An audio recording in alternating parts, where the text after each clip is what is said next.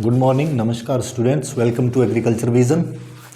जिसने चैनल को सब्सक्राइब नहीं किया है एक बार सब्सक्राइब कर दें और आपके जो भी सजेशन है वो हमारे लिए इम्पोर्टेंट हैं, तो आपके सजेशंस भी आप कमेंट में डाल दें। अगर किसी का भी कोई सुझाव हो तो उसके हिसाब से परिवर्तन अगर ज़रूरी हुआ तो किया जाएगा।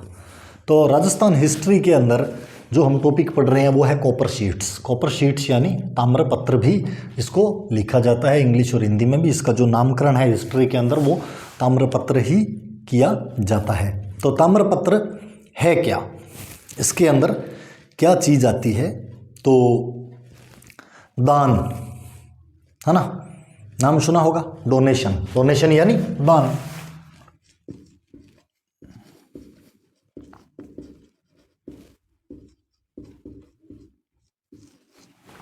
और ये दान जो है, ये डोनेशन जो है, ये ट्रेडिशन रहा है। राजस्थान के जो किंग्स हुए हैं उनका क्या रहा है? ट्रेडिशन, परंपरा रही है दान। ठीक है, तो ये उनकी एक ट्रेडिशन रही है दान करना। और इस दान के हिसाब से जो है वो अलग अलग लोगों को वो किया करते थे। कोई भिक्षुओं को करता था, कोई किसी को करता था, है ना। इसी तरह से एक दो अभी है जो क्लास के अंदर बोला जाता है ना, चिड़िया चोंच भर ले गई, नदियाँ घटे न नीर, दान दिए धन ना घटे, कह गए दास कबीर। और जैसे ऐसा बोला, एक लड़का नाराज हो गया। क्या हुआ? बोला अगर 100 है आपके पास, उसमें से 50 देख के देखो घटता है कि नहीं घटता। ये सब के लिए थोड़ी है। और कबीर ने ऐसा कहा तो कबीर ने कितना का दान किया था, इस तरह से क्वेश्चन दाग दिए। खैर, अपने को क्या है, डोनेशन, दान, ट्रेडिशन, ये एक परंपरा रही है कि दान करना है। राजा महाराजा दान करते रहे हैं, इतिहास के अंदर लिखा गया है। लेकिन हर चीज़ का एक हिसाब किताब होता था ना, कि नाम कैसे रहे, दान किया किस लिए जाता था, कि उनका जो है नाम चले आगे से आगे। लेकिन नाम चले कैसे, ये भी एक सोचने वाली बात थी कि जो नाम है लोगों तक कैसे जाएगा आने वाली पीढ़ियों में, कि क्या दान किया, कितना किया, किसको किया, पता भी रहना चाहिए, है ना। तो ये जो डोनेशन वो दिया करते थे, इस डोनेशन के जो सनद कहते थे जिसको, वो लिखवा करके, और ये किस चीज़ पे लिखवाते थे? ये कॉपर की शीट्स के ऊपर वो लिखवा देते थे।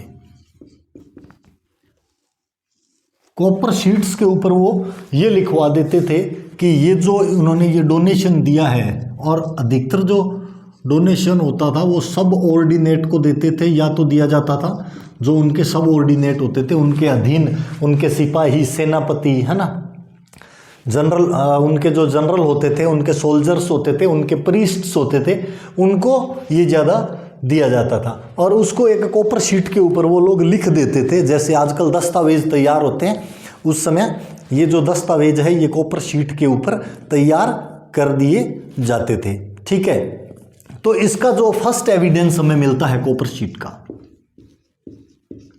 First evidence of copper sheet, ancient जिसको कहते हैं, वो किसके द्वारा मिलता है? ये सातवाहन रूलर, सातवाहन राजा हिंदी में कहते हैं, सातवाहना रूलर्स, इन्होंने किसको दिया था? सातवाहना रूलर्स जो हुआ करते थे वो किसको देते थे? क्या? डोनेशन। और ये डोनेशन भी कौन सा होता था? मेनली लैंड डोनेशन होता था। कौन सा डोनेशन होता था? Land donation. और ये लैंड डोनेशन ये देते किसको थे? प्रीस्ट्स, प्रीस्ट्स कह लो या ब्राह्मण्स कह लो, और मॉन्क्स। क्लास में पूछा, हाँ भाई मॉन्क्स जानते हो? छोरा उछल के बोला सर ओल्ड मॉन्क। मैं कहा वेरी गुड, पाड़म बड़ो नाम सुनायो यार तय।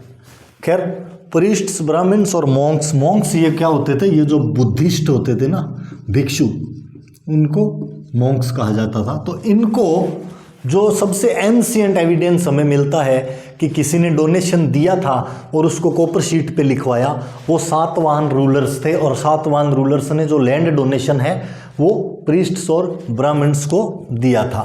ये सबसे पुराना एग्जाम्पल भी है लैंड डोनेशन का। तो इसी तरीके की कुछ जो कॉपर शीट्स हैं, इंपॉर्टेंट कॉपर शीट्स, देखो कॉपर शीट्स तो बहुत सारी है, ये सैकड़ों हैं, लेकिन जो इंपॉर्टेंट है, जिनके बारे में सब कुछ पता लग चुका है, कई तो ऐसी ऐसी स्क्रिप्ट्स में लिखी गई है कि जो अभी तक रीडेबल ही नहीं हो पाई, लेकिन हम उनकी बात करेंगे, मान लो जो रीडेबल हो गई है। अगर कुछ कॉपर शीट्स रीडेबल हो गई है और उनकी हम बात करते हैं, तो उनके अंदर राजस्थान के अंदर काफ़ी सारी कॉपर शीट्स रही हैं, जिसके अंदर इंपॉर्टेंट है खेरोदा ताम्रपत्र।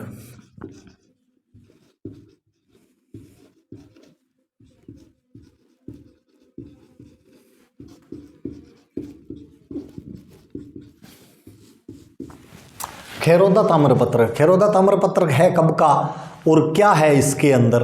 तो ये जो खेरोदा ताम्रपत्र है ये है आपका 1437 का।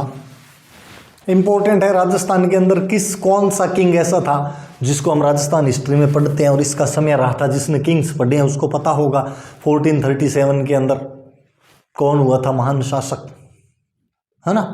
ग्रेट रूलर कौन था इस समय का? कुंभा। तो ये किसके टाइम का है? कुंभा के टाइम का। और इसके अंदर फिर डिस्क्रिप्शन, जाहिर सी बात है डोनेशन हुआ था, तो डोनेशन खेरोदा ताम्रपत्र जो है इसके अंदर डोनेशन की बात होती थी। डोनेशन कुंभा के टाइम का है, तो डोनेशन दिया किसने होगा? कुंभा ने ही दिया होगा, है ना?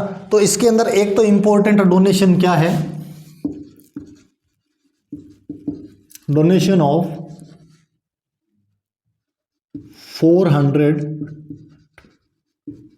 टंका टू शंभू। ये व्यक्ति था एक, क्या नाम था इसका? शंभू। इस नाम के व्यक्ति को डोनेशन दिया था कुंभा ने। दिया कितना था? डोनेशन ऑफ 400 टंका। ये जब हम इंस्क्रिप्शन पढ़ रहे थे उसमें हमने पढ़ा था कि वहाँ की जो लोकल करेंसी थी टंक, उसका जिक्र किया गया है इंस्क्रिप्शन के अंदर। और इसके अंदर क्या है? Land donated near Ekling ji. Ekling ji के आसपास में उन्होंने जो लैंड का डोनेशन किया था, और main roots through donated fields. वो जो फील्ड्स, वो जो खेत जो उन्होंने दान कर दिए थे, ताकि वो मतलब उस समय भी वो लोग इतने समझदार थे, वो ये जानते थे कि कल को रास्ते वगैरह का जोड़ हो सकता है, ये भूमि मेरी है। तो उसके अंदर जो लैंड उन्होंने डोनेट की थी एकलिंग जी के आसपास, उसके अंदर जो मेन रूट्स हैं, जो रास्ते छोड़े गए थे, भाई ये रास्ते हैं, ये दान में नहीं गिने जाएंगे, उन रूट्स का जिक्र है कि जो दान किए गए खेतों के अंदर से रास्ते गुजरते थे, उनका जिक्र कौन से ताम्रपत्र में है? खेरोदा ताम्रपत्र।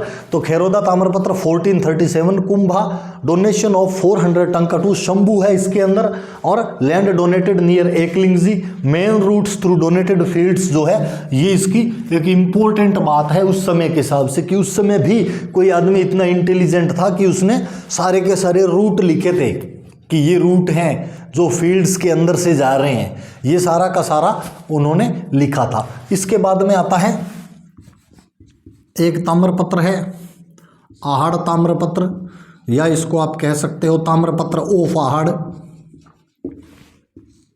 आहड़ का ताम्रपत्र या आहड़ ताम्रपत्र रहेगा तो ताम्रपत्र ही। तो आहड़ ताम्रपत्र जो है ये है 1206। कब का है? 1206। जिसके आगे BC नहीं लगा होना संभवतः वो AD होता है, ये मान लेना, ठीक है? अगर BC होता है तो फिर हम BC, उसके आगे हम क्या सारे ही लगा देते हैं। इसके अंदर क्या है? इसके अंदर सोलंकी रूलर्स हुआ करते थे। सोलंकी रूलर्स ये थे कहाँ के?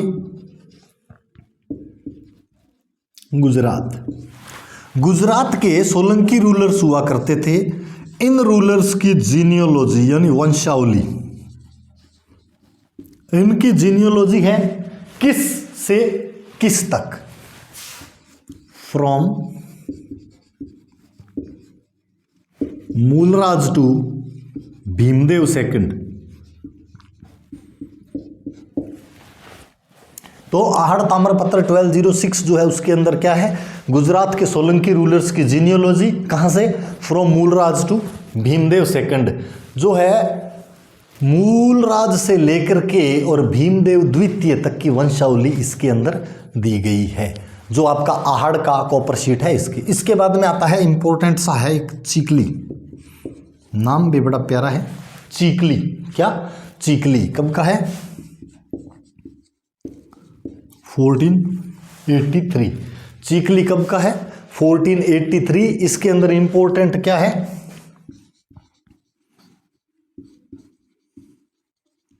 Local taxes collected from farmers.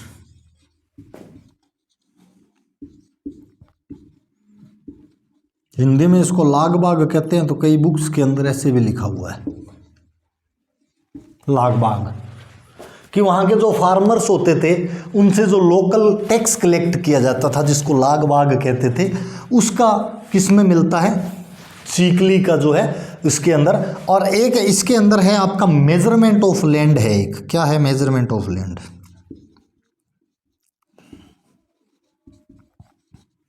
क्या नाप दिया गया है लैंड का, किस रूप में भूमि को नापा जाता था। तो इसके अंदर एक सिस्टम है, जिस सिस्टम के अंडर में लैंड डिवाइडेड इनटू पार्ट्स, और इन पार्ट्स को कहते थे कटकाज।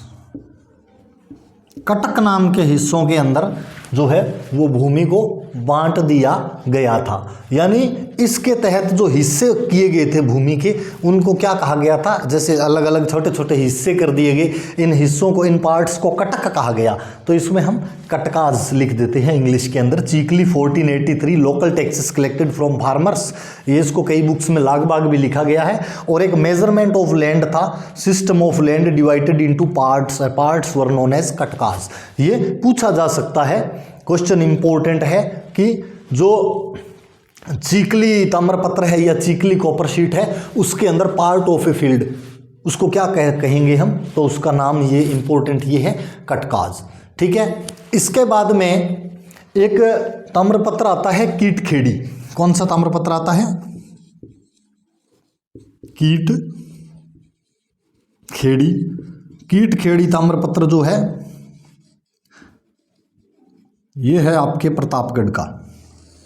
कहाँ पे है ये कीटखेड़ी ताम्रपत्र, ये एक प्रतापगढ़ का ताम्रपत्र है 1650 का। कब का है, 1650। इसके अंदर है क्या, इसके अंदर एजुकेशनल स्टेटस ऑफ मेवाड़, उस समय एजुकेशनल लेवल क्या था मेवाड़ के अंदर, वो कीटखेड़ी के अंदर लिखा गया है। कीटखेड़ी प्रतापगढ़ 1650। दैट टाइम या देन एजुकेशन सिस्टम, कुछ भी कह सकते हो। दैट टाइम एजुकेशन सिस्टम या एजुकेशन स्टेटस, वहाँ की जो शैक्षिक प्रवृत्ति है वो कैसी थी, तो educational status of Mewar. That time या देन, उस समय, दोनों का ही मतलब इस समय हो जाएगा। चाहे तो इसको कह दो एजुकेशनल स्टेटस ऑफ मेवाड़, आगे दैट टाइम लगा दो, या लिख दो then comma educational status of Mewar. उस समय की जो बात है उसकी ये जो है सिस्टम सारा ये रखा जाएगा। ठीक है। इसके बाद में आता है पुर। पुर कहाँ पर है, पुर ताम्रपत्र या ताम्रपत्र उपपुर, ये पुर है भीलवाड़ा के अंदर। कहाँ पर है ये पुर, भीलवाड़ा के अंदर।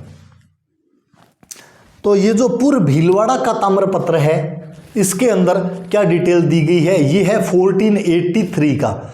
क्या है, 1483।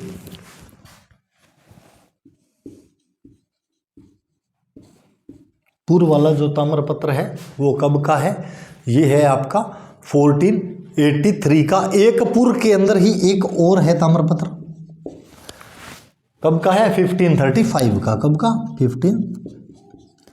तो पुर भीलवाड़ा के अंदर दो हैं, दोनों का संबंध जो है वो एक ही चीज़ से है, रिलेशन इनका है वो सेम है। किसके साथ में है? तो जो 1483 वाला और 1535 ये जो है ना, इसके अंदर तो है जौहर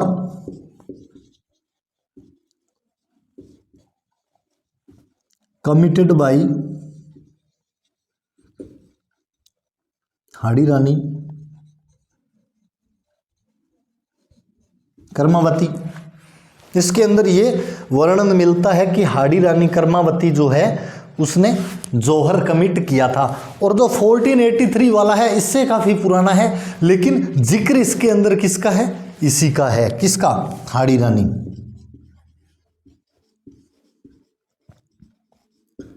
लैंड डोनेशन बाई, यही हाड़ी रानी कर्मावती है, कर्मावती बिफोर जौहर, यानी उस समय उन विकट परिस्थितियों में इसका जो दान करने का जो सिस्टम था वो जारी रहा था। हाड़ी रानी कर्मावती इसने जौहर में प्रवेश करने से पहले, जौहर की जो फायर थी, हॉली फायर बोलते थे उसको, पवित्र अग्नि कहा करते थे, उसके अंदर जो एंटर किया, उस एंटर करने से पहले कुछ लैंड डोनेट की थी। उस लैंड का रिकॉर्ड आज तक रखा हुआ है कि हाड़ी रानी ने जो जौहर को एंटर करने से पहले जो लैंड का डोनेशन दिया था वो आपको पूर्व ताम्रपत्र भीलवाड़ा के अंदर मिलता है। तो पूर्व ताम्र के जो दो ताम्रपत्र हैं 1483 का 1535 का, दोनों के दोनों हाड़ी रानी कर्मावती से संबंधित है। जो लेटर ऑन है 35 वाला वो जौहर का है और 83 वाला land donation by Karmavati before जौहर, 83 वाले में डोनेशन की बात की गई है। इसके बाद में आता है एक बार ये देख लो सारे के सारे, खेरोदा ताम्रपत्र 1437 Kumbha, donation of 400 tanka to Shambhu, land donated near Eklingji, main route through donated fields, नक्शे तक बनाए गए हैं, वो अंकित किया गया है रिकॉर्ड की कहाँ कहाँ से रास्ते निकलते हैं। आहड़ ताम्रपत्र 1206 सोलंकी रूलर्स तो जो है गुजरात के, उनका इसके अंदर डिस्क्रिप्शन आपको दिया गया है। जीनियोलॉजी है कहाँ से, मूलराज से लेके भीमदेव सेकंड तक की। भीमदेव सेकंड का भी बड़ा अच्छा इतिहास रहा है, किसी दिन फुर्सत में इसकी भी बात करेंगे। चीकली 1483, चीकली 1483 local taxes collected from farmers, वहाँ के जो फार्मर से लोकल टैक्सेस लिए जाते थे जिनको लाग बाग कहा जाता था। और मेजरमेंट ऑफ लैंड, एक भूमि का एक नाप हुआ करता था, भूमि को डिविडेशन करते थे, विभाजन करते थे, कोई और उसके जो पार्ट्स होते थे उनको कटक कहा करते थे, कटकाज। और कीट खेड़ी जो है ये प्रतापगढ़ के अंदर है 1650, एजुकेशनल स्टेटस ऑफ मेवाड़। कीट खेड़ी वाले में क्या आएगा? Educational status of Mewar. कहाँ पे है ये कीट खेड़ी वाला? ये प्रतापगढ़ के अंदर है, 1650 का है। पूर्व भीलवाड़ा के अंदर 2 कॉपर शीट्स हैं आपकी। 1483 वाली जो है land donation of Karmavati before entering जौहर, और 1535 जौहर कमिटेड बाई हाड़ी रानी कर्मावती। दोनों डिफरेंट हो गए, एक में तो डोनेशन है और दूसरा जो है वो उस जो जौहर के अंदर एंटर करने से पहले का है कि यहाँ पे जौहर किया था, इसके बारे में लिखा गया है। तो ये इतना क्लियर हो गया। तो इसके बाद में आगे जो भी 2-3 और हैं उनको पढ़ लेते हैं, ठीक है।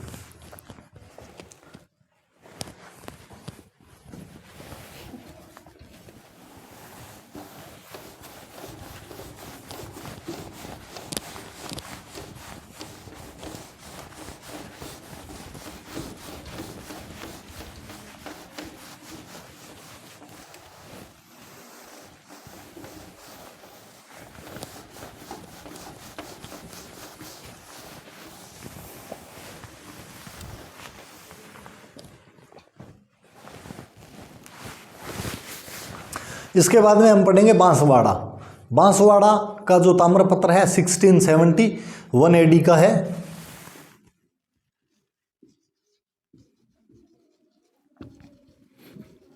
बांसवाड़ा ताम्रपत्र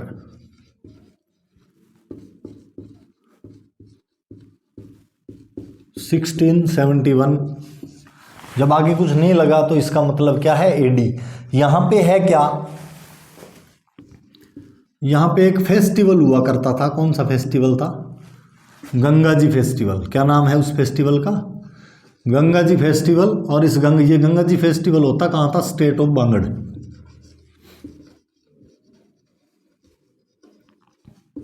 बांगड़ रीजन के अंदर एक फेस्टिवल मनाया जाता था जिसका नाम था गंगा जी फेस्टिवल। उसका डिस्क्रिप्शन आपको कहाँ पे मिलेगा? बांसवाड़ा ताम्रपत्र के अंदर 1671 का ये कॉपर शीट है जिसके अंदर आपको गंगा जी फेस्टिवल का जिक्र मिलता है। और ये गंगा जी फेस्टिवल जो है कहाँ पे सेलिब्रेट किया जाता था? स्टेट ऑफ बांगड़ के अंदर। ये था आपका बांसवाड़ा का। इसके बाद में एक आता है महाराणा संग्राम सिंह का ताम्रपत्र। उसका नाम ये है महाराणा संग्राम सिंह ताम्रपत्र या ताम्रपत्र ऑफ महाराणा संग्राम सिंह, यानी सांगा। सांगा नाम सुना है ना, 80 घाव वाला सांगा, वही महाराणा संग्राम सिंह ताम्रपत्र।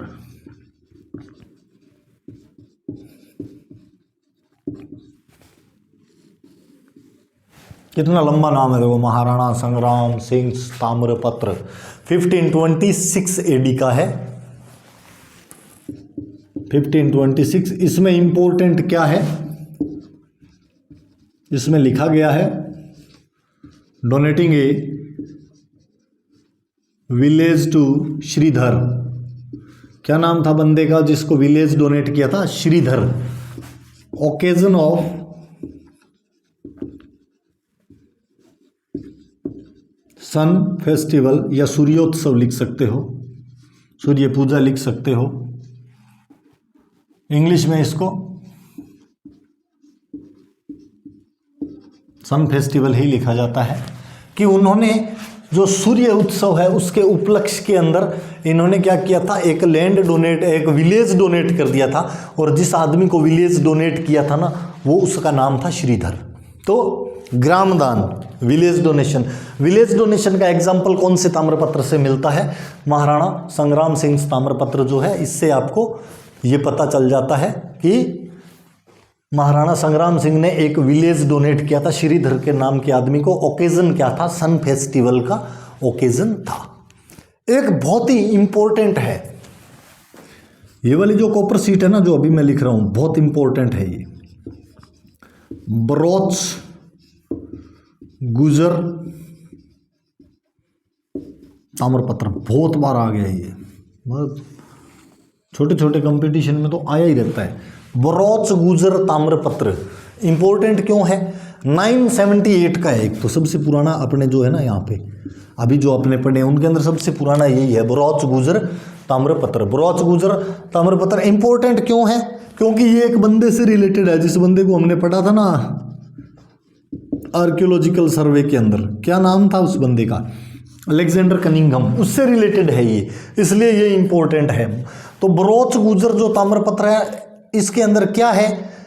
अलेक्जेंडर कनिंघम से क्यों रिलेटेड है? क्योंकि ये जो अलेक्जेंडर कनिंघम है ना, इसने क्या किया था? Considered this a base to conclude the origin of Rajputs from Yuechi caste Kushan. इसलिए इंपॉर्टेंट है। क्यों इंपॉर्टेंट है? इसने इसको बेस माना है। किस चीज का बेस माना है? इस बेस की, इसके आधार पे इसने ये कंक्लूड किया, नतीजा निकाला है कि जो राजपूतों की उत्पत्ति है वो यूची जाति के कुषाण जो लोग थे उनके अंदर से हुई है। तो considered this a base to conclude the origin of Rajputs from Yuechi caste Kushan. ये वाला कौन से ताम्रपत्र है? बरोच गुजर ताम्रपत्र। ये इतने से ताम्रपत्र हैं जो आपको करवा दिए, इंपॉर्टेंट है। और इसके अंदर ये जो पूर्व वाले दोनों है ना, ये तो खास करके इंपॉर्टेंट है। देखो एक तो एक ही जगह के दो हैं और दोनों के अंदर अलग अलग चीजें दी गई है। जो 1483 वाला है ना, जो पुराने वाला है, उसके अंदर लैंड डोनेशन है। और 1535 वाला जो है ना, उसके अंदर जौहर है, ध्यान रखना। और जो लैंड डोनेशन हुआ था ना, वो भी जौहर के टाइम पे ही हुआ था, जौहर में एंटर करने से जस्ट पहले किया गया था। ये सिमिलरिटी है, बाकी सारे अलग अलग हैं। गंगा जी फेस्टिवल ये जो बांसवाड़ा वाला है, स्टेट ऑफ बांगड़।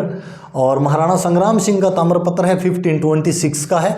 श्रीधर, ये टंका का जो दान था वो शंभू को था और विलेज का जो दान था वो श्रीधर को था। छोटी छोटी चीजें, दोनों मेवाड़ से संबंधित है ना। तो और 1437 वो कुंभा का था। टाइम से अगर जिसको टाइम याद रहेगा उसको तो वैसे ही पता चल जाएगा। और 1526 ये वाला संग्राम सिंह के टाइम का है, तो संग्राम सिंह का टाइम था तो संग्राम सिंह का समझ में आ जाएगा। और ये सूर्योत्सव के ओकेजन में इसने ये विलेज डोनेट किया था। बरोच गुजर ताम्रपत्र 978 अलेक्जेंडर कनिंघम से रिलेटेड है, इसलिए इंपॉर्टेंट है। अलेक्जेंडर कनिंघम का अगर कॉपर शीट से जोड़ा हुआ कहीं भी क्वेश्चन आता है तो वो यही है, ब्रोच गुजर ताम्रपत्र। अगर अलेक्जेंडर कनिंघम ने किसी कॉपर शीट को मेंशन किया तो वो कॉपर शीट ये ब्रोच गुजर वाली कॉपर शीट ही है। तो यहाँ तक ये जो है आपके इंपॉर्टेंट कॉपर शीट्स हैं ये कंप्लीट हो गए। अगली जो है हमारी क्लास उसके अंदर हम जो टॉपिक पढ़ेंगे वो है आर्चिवल मटेरियल। क्या पढ़ेंगे? Archival material. अगली क्लास के अंदर आर्चिवल मटेरियल पढ़ेंगे। आर्चिवल मटेरियल है क्या? आर्चिवल मटेरियल क्या है पूछने वाले बच्चे पूछ सकते हैं ना सर आर्चिवल मटेरियल। तो देखिए आर्चिवल मटेरियल क्या होता है। आर्चिवल मटेरियल ये कुछ कागज हैं पुराने जो लिखे गए हैं, अलग अलग तरीके से लिखे गए हैं। जैसे किसी को कह दिया, अगर बादशाह कोई आदेश लिखता था तो उसको फरमान कह देते थे। तो इस तरह के जो रिटन के अंदर कुछ ऑर्डर्स ऑफ एम्परर मिले हैं, जो शहनशाहों के आदेश हुआ करते थे, है ना। कुछ रिकॉर्ड्स मिले हैं जिनको खाते कहते हैं, अकाउंट्स। उन अकाउंट्स का क्या नाम हुआ करता था, उन अकाउंट्स से हमें क्या क्या पता चलता है। तो कुछ से इकोनॉमिक स्टेटस, अगर कोई अकाउंट देखेंगे तो उससे क्या पता चलेगा, इकोनॉमिक स्टेटस, है ना।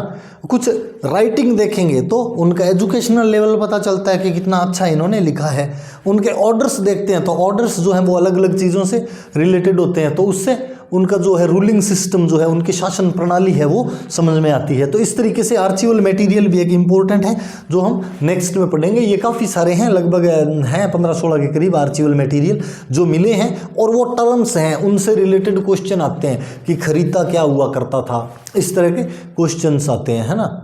खरीदा क्या होता था, फरमान क्या होता था, और ये हस्बुल हुक्म हुआ करता था, है ना। हस्बुल हुक्म का दूसरा नाम क्या था, what was the another name given to Hasbul Hukm. Mansur क्या हुआ करता था, निशान, सनद, ये सारी की सारी चीज़ें हैं। सनद वर्ड हमने यहाँ भी यूज़ किया था। तो इस तरीके से ये सारी की सारी चीज़ें जो है वो आर्चिवल मटेरियल कहलाती थी। तो इनको हम नेक्स्ट क्लास के अंदर पढ़ेंगे। तब तक के लिए thank you, have a nice day. एक बार लाइक और सब्सक्राइब कर देना। जैसे जैसे अगर आपको क्लास पसंद आएगी तो बोर्ड वगैरह और सारा कुछ इम्प्रूवमेंट भी होगा, क्वालिटी भी सुधारी जाएगी। हाँ, और कमेंट बॉक्स के अंदर कमेंट जरूर कर देना अगर आपको कोई चेंज चाहिए उससे related. Thank you, have a nice day.